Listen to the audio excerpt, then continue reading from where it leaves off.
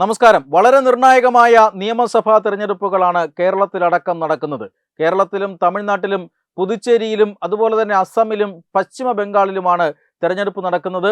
പുതുച്ചേരി കേന്ദ്രഭരണ പ്രദേശമാണ്. മറ്റു 4 സംസ്ഥാനങ്ങളുണ്ട്.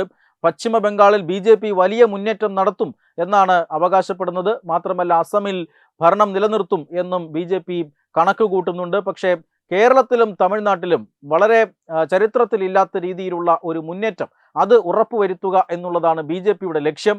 അത് എത്രമാത്രം ആ ലക്ഷ്യം BJPക്ക് കൈവരിക്കാൻ കഴിയും എന്ന ചർച്ചകൾ ഇപ്പോൾ രാഷ്ട്രീയ മണ്ഡലത്തിൽ സജീവമാണ്.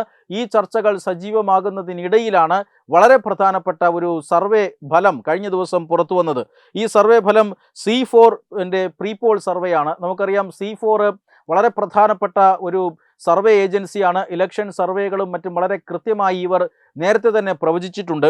2021 നിയമസഭാ തെരഞ്ഞെടുപ്പിൽ പിണറായി വിജയൻ സർക്കാർ തുടർ ഭരണം നേടുമെന്ന് പ്രവചിച്ചിരുന്ന ഒരു സർവേ കൂടിയാണ്, ഒരു സർവേ ഏജൻസി കൂടിയാണ് C4. ആ C4ൻ്റെ സർവേ ഫലം ഇപ്പോൾ പുറത്തു വന്നിരിക്കുകയാണ്. ഈ സർവേ ഫലം അനുസരിച്ച് 65 മുതൽ 71 സീറ്റുകൾ വരെയാണ് ഈ സർവേ LDFന് പ്രവചിക്കുന്നത്.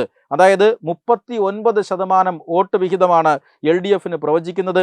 UDFന് 60 മുതൽ 66 സീറ്റുകൾ വരെ പ്രവചിക്കുന്നുണ്ട്. 38% വോട്ട് വിഹിതം UDFനും ഈ സർവേ പ്രവചിക്കുന്നു. ഏറ്റവും പ്രധാനപ്പെട്ടത് ഈ സർവേയിൽ ചൂണ്ടിക്കാണിക്കുന്ന മൂന്നാമത്തെ കാര്യമാണ്. അതായത് NDA BJPയുടെ നേതൃത്വത്തിലുള്ള ദേശീയ ജനാധിപത്യ സഖ്യം, കേരളത്തിന് ഇപ്പോൾ നിലവിൽ കേരള നിയമസഭയിൽ ഒരു സീറ്റ് പോലും ഇല്ലാത്ത ആ സഖ്യം 9 മുതൽ 14 സീറ്റുകൾ വരെ നേടും എന്ന വളരെ കൃത്യമായ അല്ലെങ്കിൽ വളരെ ആകർഷകമായ ഒരു പ്രവചനമാണ് ഈ C4 സർവേ നടത്തിയിരിക്കുന്നത്. 9 മുതൽ 14 സീറ്റുകൾ വരെ എന്നതാണ് BJPക്കും അതിൻ്റെ ഘടകകക്ഷികൾക്കും ഈ C4 സർവേ നൽകിയിരിക്കുന്ന പ്രവചനം. മാത്രമല്ല ഇവരുടെ പ്രവചനമനുസരിച്ച് BJP കേരളത്തിൽ വരുന്ന നിയമസഭാ തെരഞ്ഞെടുപ്പിൽ 21% വോട്ട് നേടും എന്നും പറഞ്ഞിരിക്കുന്നു. 21% NDAക്ക്, 38% UDFന്, 39% LDFന്. എന്ന് പറഞ്ഞാൽ 1% വ്യത്യാസം മാത്രമാണ് LDFും UDFും തമ്മിലുള്ളത്.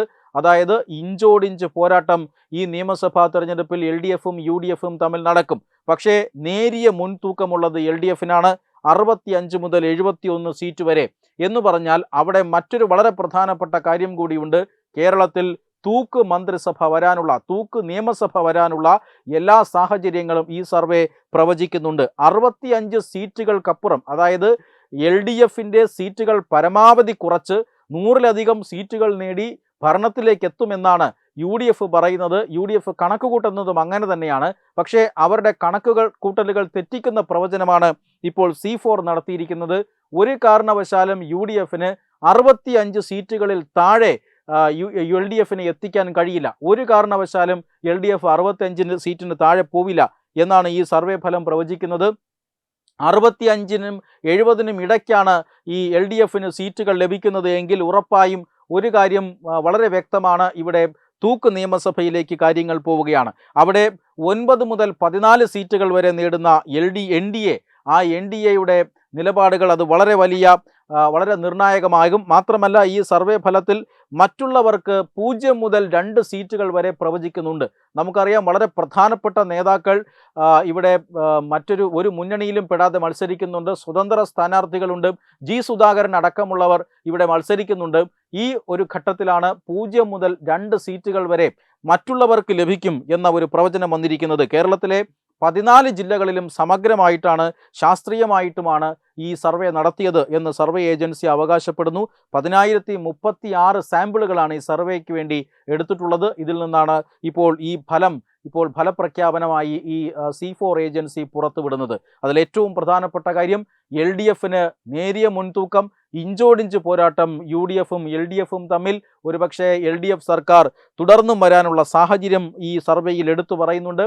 പക്ഷേ ഏറ്റവും പ്രധാനപ്പെട്ട കാര്യം BJP നേതൃത്വം നൽകുന്ന മുന്നണിയായ NDAക്ക് 9 മുതൽ 14 സീറ്റുകൾ വരെ പ്രവചിക്കുന്നുണ്ട്. നമുക്കറിയാം BJPയുടെ പ്രചരണവും ആ രീതിയിലേക്ക് തന്നെയാണ് പോകുന്നത്. നേമം, കഴക്കൂട്ടം, പൂഞ്ഞാറ്, കുന്നത്തുനാട്, അതുപോലെ തന്നെ പാലക്കാട്, മഞ്ചേശ്വരം, വട്ടിയൂർക്കാവ്, കാട്ടാക്കട, തിരുവനന്തപുരം സെൻട്രൽ, നെടുമങ്ങാട്, ചാത്തന്നൂർ, ആറന്മുള, തിരുവല്ല, പാല, തൃശൂർ മണ്ഡലങ്ങളിൽ വളരെ ശക്തമായ പ്രചരണമാണ് BJP ഇപ്പോൾ നടത്തുന്നത്. ഈ മണ്ഡലങ്ങൾ പിടിച്ചെടുക്കുക എന്ന ലക്ഷ്യത്തോടു കൂടി തന്നെ അതിശക്തമായ ഹൈപ്പവർ പ്രചരണം BJP നടത്തുന്നുണ്ട്. പ്രധാനമന്ത്രി നരേന്ദ്രമോദി 6 തവണയാണ് ഈ വരും ദിവസങ്ങളിൽ കേരളം സന്ദർശിക്കാൻ പോകുന്നത്. അദ്ദേഹത്തിന് പടുകൂറ്റൻ റാലികൾ കേരളത്തിൽ അദ്ദേഹം അഭിസംബോധന ചെയ്യും. പ്രവർത്തകരുടെ ആവേശം അത് പരമാവധി ഉയർത്തുക, വികസനം പറഞ്ഞുകൊണ്ട് വോട്ട് നേടുക, അതോടൊപ്പം തന്നെ വിശ്വാസ സംരക്ഷണം ഉറപ്പു നൽകുക എന്നീ ലക്ഷ്യങ്ങളോടുകൂടിയാണ് BJP തെരഞ്ഞെടുപ്പിനെ നേരിടുന്നത്. എന്നാൽ ഈ മണ്ഡലങ്ങളിൽ BJPയുടെ കടന്നുകയറ്റം ഇല്ലാതാക്കാനായി 18 അടവും പയറ്റുകയാണ് മറ്റ് മുന്നണികളും. അതായത് നമുക്ക് കഴിഞ്ഞ ദിവസം നമ്മൾ കണ്ടതാണ്, ഒരു ഡീൽ ആരോപണം പ്രതിപക്ഷം മുന്നോട്ട് വയ്ക്കുന്നുണ്ട്. അതോടൊപ്പം തന്നെ മഞ്ചേശ്വരം മണ്ഡലത്തിൽ BJP ജയിക്കാതിരിക്കാനായി SDPI പോലെയുള്ള അല്ലെങ്കിൽ SDPI അടക്കമുള്ള രാഷ്ട്രീയ പാർട്ടികൾ നിർത്തിയിരുന്ന സ്ഥാനാർത്ഥികളെ പിൻവലിക്കാനുള്ള നീക്കം നടക്കുന്നു. അതുപോലെ പല മണ്ഡലങ്ങളിലും രാഷ്ട്രീയ കളികൾ അത് തലങ്ങും വിലങ്ങും നടക്കുന്നു. അടിയൊഴുക്കുകൾ ശക്തമാണ്.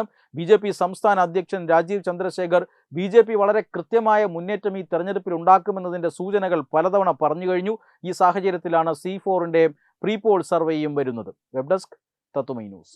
HIV അണുബാധ സന്തോഷപൂർണമായ ഒരു ജീവിതത്തിന് തടസ്സമല്ല. HIV അണുബാധയ്ക്ക് ഫലപ്രദമായ ചികിത്സ ഇന്ന് ലഭ്യമാണ്. ഇതിന് യഥാസമയം അണുബാധ കണ്ടെത്തുന്നതും കാലേക്കൂട്ടി ചികിത്സ നടത്തേണ്ടതും അത്യാവശ്യമാണ്. സൗജന്യമായ ചികിത്സയും മാർഗനിർദ്ദേശങ്ങളും സർക്കാർ ആശുപത്രികളിലെ ART അഥവാ ഉഷസ് കേന്ദ്രങ്ങളിൽ ലഭ്യമാണ്. ആരോഗ്യ സംരക്ഷണം ഓരോരുത്തരുടെയും ഉത്തരവാദിത്തമാണ്.